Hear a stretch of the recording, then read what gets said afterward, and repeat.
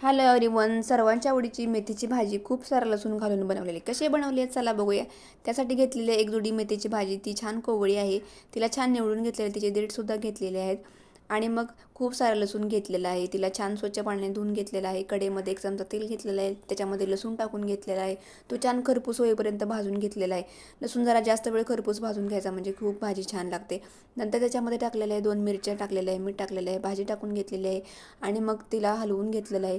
त्यातलं पाणी घालवण्यासाठी आणि भाजी शिजण्यासाठी अर्धा मिनिट हाय फ्लेमवरती झाकण लावून घेतलेलं आहे. थोडं पाणी शिल्लक आहे, तोच त्याच्यामध्ये टाकलेला आहे. 2 चमचे शेंगदाण्याचं कूट आणि न हलवता पुन्हा एकदा अर्ध्या मिनिटासाठी कमी गॅस करून वाफ देऊन घेतली आहे.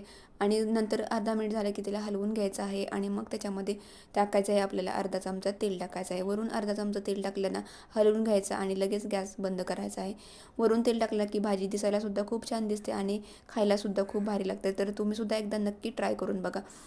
वरून तेल टाकता की नाही हे तुम्ही मला कमेंट करून नक्की सांगा. तर अशी आपली भाजी रेडी झालेली आहे, खूप छान झालेली आहे. आवडली असेल तर लाईक, शेअर आणि सबस्क्राईब करा. भेटूनंतर अशाच नवीन रेसिपीमध्ये.